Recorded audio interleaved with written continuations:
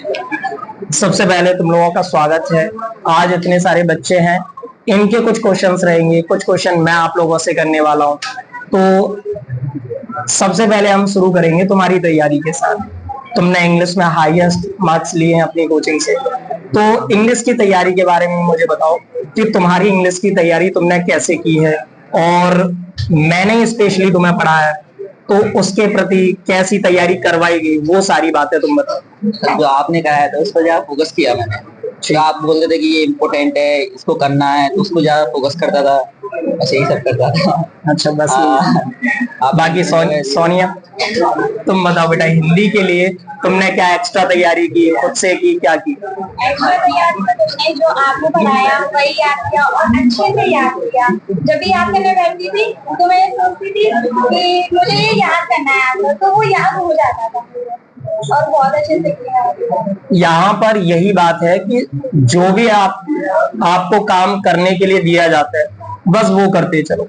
अगर आप अपने मन से कुछ नहीं कर पा रहे हो तो एटलीस्ट टीचर्स जो करा रहे हैं केवल उतना करना है आप लोगों को। बाकी हर टॉपर, हर बच्चा यही बताएगा आपको कि यही करना है, क्योंकि हम लोग अपनी तरफ से 100% देते हैं, पूरी तैयारी करते हैं। इसीलिए आप लोग उतना जरूर करें जितना हम लोग बता रहे हैं। इंपॉर्टेंट भी बताए जा रहे हैं, कंप्लीट तैयारी भी कराई जा रही है, कॉन्सेप्ट पर ज्यादा फोकस किया जाता है। फिजिक्स, केमिस्ट्री में, मैथ में, सब में कॉन्सेप्ट पर फोकस किया जा रहा है। तो पहले वो तैयारी होती है, इंपॉर्टेंट ये बाद की चीजें हैं। खैर, आप लोगों के अगर क्वेश्चन है तो आप लोग पूछ सकते हो पहले, हिंदी इंग्लिश की तैयारी से रिलेटेड। ओवरऑल वैसे पूरे सब्जेक्ट पढ़े हैं ये बच्चे अपने यहाँ, तो कहीं ना कहीं आप पूरे जितने भी क्वेश्चन आप कर सकते हो। चलो, आनंद का क्वेश्चन है कि आप लोगों ने कितने घंटे की प्रिपरेशन रखी 12th क्लास में? कोई फिक्स टाइम नहीं था सर मेरा, फिर भी फिक्स नहीं था, मतलब जितनी देर में मेरा हो जाता उतनी देर में कर लेता। ठीक है, बाकी सोनिया इस माइक को थोड़ा सा शेयर कर दिया। ठीक, बाकी सोनिया तुम्हारा कोई फिक्स टाइम रहा, कितने घंटे स्टडी की? मेरा फिक्स टाइम तो नहीं था, बट मैं रात में पढ़ती थी 9-8 घंटे, तो मतलब दिन भर में इतना हो जाता था। एक एवरेज लगाया जाए तो 8-9 घंटे के समथिंग पढ़ लिया करते हैं। और सुमित ने बताया मैंने एक्स्ट्रा कुछ किया भी नहीं है, मैंने तो केवल होमवर्क ही किया है, जितने टाइम में होमवर्क हुआ उतना ही। हेमंत का क्वेश्चन है आप लोगों से कि लास्ट में सब चीजों का प्रेशर होता है, मैथ का भी होता है, physics, chemistry, Hindi, English. Paper time पर आप लोगों ने रिवीजन कैसे किया? क्योंकि रिवीजन बेहद जरूरी है। अगर रिवीजन नहीं होगा तो तुम्हें भी पता है जितने भी हम पेपर देंगे वो खराब हो जाएंगे। तो लास्ट टाइम पर इतने प्रेशर के बाद, इतने सिलेबस के बाद कैसे किया? पहले एक सब्जेक्ट को किया या सबको साथ में लेके चले, वो सारी बात है। तो मेरा तो ये था कि जैसे ये वाला टेस्ट, मतलब जो आपके एनुअल टेस्ट होते लास्ट में, उस पर ज्यादा फोकस करता था मैं।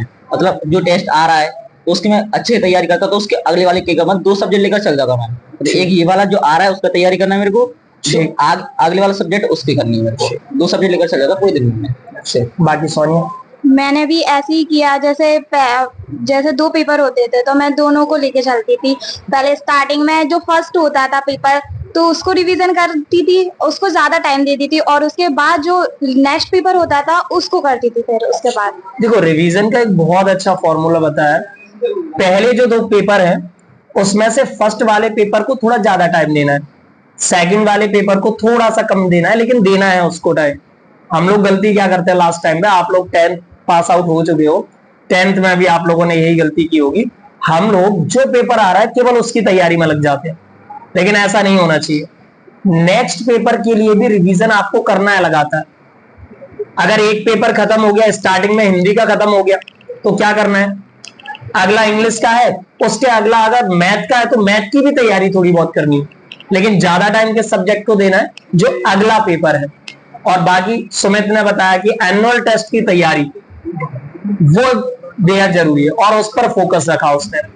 आप लोगों को पता है एनुअल टेस्ट भी होते हैं। चलो एनुअल टेस्ट के बारे में भी पूछ लेते हैं कि एनुअल टेस्ट किस तरीके से होते हैं और किस लेवल के होते हैं, क्या उसमें से आता है। तो आप लोगों से यही क्वेश्चन है, जो हमारे यहाँ एनुअल टेस्ट होते हैं उनमें से कितना आता है पेपर में और कितने इंपॉर्टेंट है, क्या इंपॉर्टेंस है उनकी? बहुत ही ज्यादा इंपॉर्टेंट है वो, तो उसमें से ज्यादातर पेपर उसी में से आ जाता है, जो एनुअल टेस्ट में आता है उसी में से। बाकी उसी में सेम थॉट है। उसमें से बहुत कुछ आता है। कई बार हम ये बोल देते हैं, जो बच्चे ऐसे होते हैं बहुत कमजोर होते हैं, तैयारी ज्यादा नहीं कर पाते हैं, तो क्या बोल देते हैं कि केवल एनुअल टेस्ट लगा के जाओ तुम। क्योंकि हम पर्सनली उसको बैठकर बनाते हैं, एक एक क्वेश्चन ढूंढते हैं कि कौन सा क्वेश्चन डालना है हमें इस टेस्ट में। तो एनुअल टेस्ट बहुत इंपॉर्टेंट हो जाते हैं, उसमें से बहुत कुछ आता है पेपर में। तो एनुअल टेस्ट की आप लोगों को तैयारी बेहतरीन करनी है। पहली बात, एनुअल टेस्ट की तैयारी करने से आपकी बोर्ड जैसी तैयारी हो जाती है, तो कॉन्फिडेंस गेन होता है। दूसरी बात, एनुअल टेस्ट में बहुत सारे इंपॉर्टेंट क्वेश्चन छुपे होते हैं। अगर कोई बच्चा किसी कारण से किसी सब्जेक्ट को नहीं पढ़ पाया तो उन टेस्टों को ही तैयार कर लो, बहुत अच्छे मार्क्स आ जाते हैं उससे भी। ठीक है, अच्छा और कोई आप लोगों का क्वेश्चन? हाँ, ये बहुत बढ़िया रहा। इस बार केमिस्ट्री का पेपर देखा है ना, सोनिया का क्वेश्चन है, केमिस्ट्री का पेपर इस बार बहुत टफ आया था। सबको पता है ना, इस बार पता तो होगा कम से कम, बहुत टफ आया था। उसको कैसे किया? क्योंकि मैंने भी उसमें देखे क्वेश्चन, देखे 2 क्वेश्चन के अलावा बाकी क्वेश्चन सब बन के आए थे, बहुत एक अच्छे लेवल के दिए गए थे। तो उसको आप लोगों ने कैसे किया? उसमें तो सब बहुत खराब हुई थी। पहली बात तो देखकर एग्जाम मतलब एक तरफ से ये होता है कैसे पास होता है इसमें ऐसे। पर हमने क्या किया कि जो जो हमको आ रहा था, जितना हमको कॉन्सेप्ट जो हमने क्लियर थे, जो हमें सर ने पढ़ाया था, उसमें जाकर फोकस किया। ऐसे पॉइंट वाइज क्वेश्चन थे उसमें बहुत सारे, तो उस पॉइंट वाइज जरूरी नहीं है हमको पूरा क्वेश्चन आया तो पूरे करो, उसमें से जितना भी आ रहा है उतना करा, हमने ट्राई किया, तो अपने मन से थोड़ा बहुत करा, ऐसे करके। सोनी, मुझे तो 4 नंबर के जो क्वेश्चन थे ना वो आ रहे थे, बस आधे आधे आ रहे थे, तो मैंने किया। और फिर भैया ने कुछ रिएक्शंस करवाई थी, तो मैंने उसको मिक्स करके जो भी था बनाकर लिखा, मैंने सब बना के लिखा। कॉन्सेप्ट बेस्ड लर्निंग जो होती है ना, उसका बेनिफिट यही होता है। राधे सर ने बीच सेशन पे जब एंड होता है सिलेबस, तब मुझसे कहा था कि इस बार मैंने कुछ भी नहीं छोड़ा है, बल्कि एक्स्ट्रा कराया है, पूरी एनसीईआरटी विद एक्स्ट्रा क्वेश्चंस। तो बच्चों ने उसको अच्छे से समझा, सीखा। तो इसका फायदा क्या हुआ? बहुत टफ था क्वेश्चन पेपर, उसमें से इनका कहना यह है, अगर ऐसा आप लोगों के सामने आ जाए तो क्या करोगे? जितना भी आपको आ रहा है करना है, छोड़ना नहीं है। अगर आपको लग रहा है कि ये क्वेश्चन आ तो रहा है लेकिन आधा रह जाएगा, करना है, छोड़ना नहीं। क्योंकि छोड़ने से जितने नंबर आधे मिलने थे वो भी चले जाएंगे।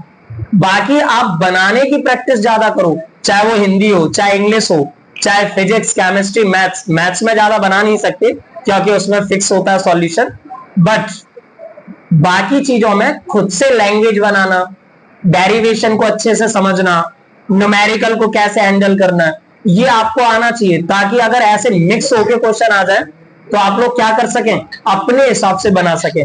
सोनिया केमिस्ट्री में टॉपर रही है, केमिस्ट्री का ही पेपर खराब रहा था, तो कहीं ना कहीं ये डिपेंड करता है कि आपको करना कैसे है।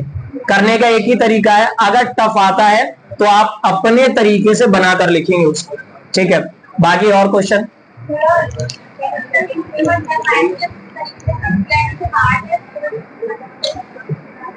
संजना का क्वेश्चन है कि टफ किस वजह से था? क्या उसमें एनसीईआरटी से बाहर क्वेश्चन आए थे या कोई दूसरा तरीका? तो उसमें मेरे हिसाब से तो एनसीईआरटी का पोर्शन ज्यादा पूछा था, जो कि हमने पढ़ा नहीं था। थोड़ा पढ़ा तो था, मतलब मिक्स ही कर दी थी उसमें बहुत सारी चीजें। हाँ, वही क्वेश्चन थे, मतलब एनसीईआरटी के ही थे, पर वो बना के थे, जो हमने पढ़ा उसमें वही पूछा गया था ज्यादातर, तो इसलिए हमने उसको क्वेश्चन वही थे लेकिन एक्स्ट्रा पॉइंट ऐड कर दिए, या 2 क्वेश्चनों में से आधा आधा करके अलग अलग क्वेश्चन कर दिए, पॉइंट वाइज दे दिए और एनसीईआरटी में से ही बना के लिख दिए। इस तरह के क्वेश्चन उसमें थे। हाँ, और किसी का कोई क्वेश्चन? हाँ, ये भी बताना है, मानसी ने पूछा है प्रीवियस ईयर्स के जो क्वेश्चन होते हैं, क्या आप लोगों ने उसकी तैयारी की और उससे कितना बेनिफिट मिला?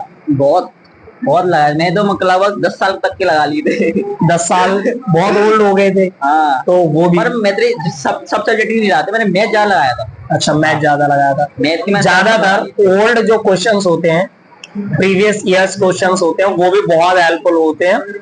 यहाँ पर करवाए जाएंगे, लास्ट टाइम पर हम खुद करवाएंगे, ठीक है, आप लोगों को तो कोई दिक्कत नहीं है, लेकिन फिर भी आप अपनी तरफ से कर सकते हो तो बहुत अच्छा है। और कोई क्वेश्चन किसी का?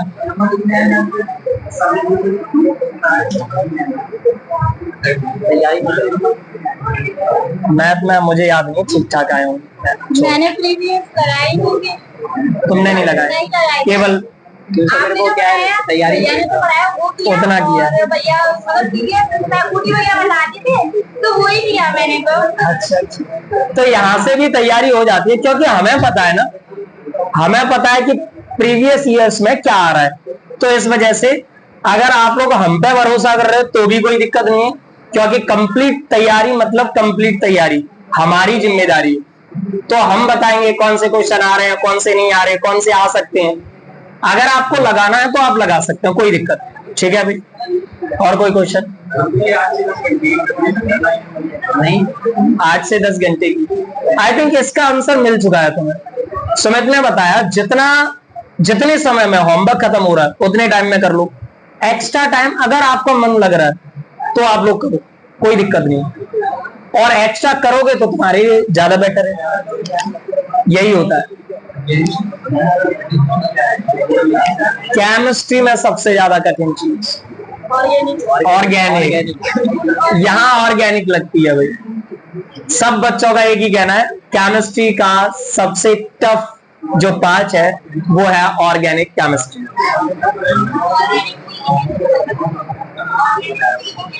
ऑर्गेनिक को इजी बनाने का कुछ तरीका? ऑर्गेनिक का सबसे क्या है, शुरुआत में ज्यादा टफ लगता है। तो अपन पढ़ते क्यों, हमने पढ़ा नहीं है। 11th पढ़ा है तो ठीक है, आपको समझ के। हमने 11th पढ़ा नहीं था केमिस्ट्री, तो एकदम आया तो एकदम पता नहीं था क्या करना है। क्या शुरुआत टफ लगा, एक बार रिविजन करा दी भैया ने और सीधी लगने लगा, दूसरे वगैरह और इजी करने लगने लगा, और धीरे धीरे सही होता गया। इजी बनाने का सीधा फंडा बताया कि पहली बात तो आपको 11th से बेस बनाना चाहिए। अगर बेस अच्छा है तो ऑर्गेनिक आपको सरल लगेगी। एक और तरीका है इसमें, अगर कुछ कठिन है, अगर लग रहा है तो उसको बार बार करो, बहुत सरल लगेगा और फेवरेट बन जाएगा वो सब्जेक्ट। फेवरेट बनने का कोई फॉर्मूला नहीं होता। मैंने बोल दिया भाई सोशियोलॉजी मेरी फेवरेट है, ऐसा नहीं है। मैंने उसको स्टडी किया होगा, अप्लाई किया होगा सभी जगह, उसको दिमाग से सोचा होगा, तब जाके मुझे वो इजी लग रही है और फेवरेट लग रही है। मैथ कुछ लोगों का फेवरेट होता है, क्यों होता है? क्योंकि शुरुआत से अच्छा किया होगा मैथ को उसने। आ रही है बात समझ में? तो सरल करने का और फेवरेट करने का एक ही फॉर्मूला है, बार बार पढ़ना, ज्यादा समय देना। ठीक है भाई, और किसी का कोई क्वेश्चन?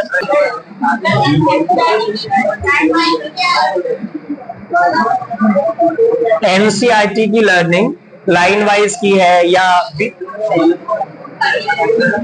अच्छा, क्वेश्चन ये है कि एनसीईआरटी बुक आप लोगों ने पढ़ी या टोटल कोचिंग से तैयारी की? ज्यादातर तो कोचिंग से। कई बार भैया क्या कभी कभी क्लास में बता देते कि ये टॉपिक है बुक से कि क्या आप कर सकते हो, तो तैयार कर लेते, कभी पढ़ लेते। सर खुद बता देंगे आपको, राधे सर, कि ये टॉपिक एनसीईआरटी में आप जरूर पढ़ें। बाकी तैयारी उन लोगों ने यहीं से की है, एनसीईआरटी उन्होंने ज्यादा नहीं पढ़ी। ठीक है भाई, ठीक है भाई, चलो एक बार क्लैपिंग कर दो दोनों के लिए।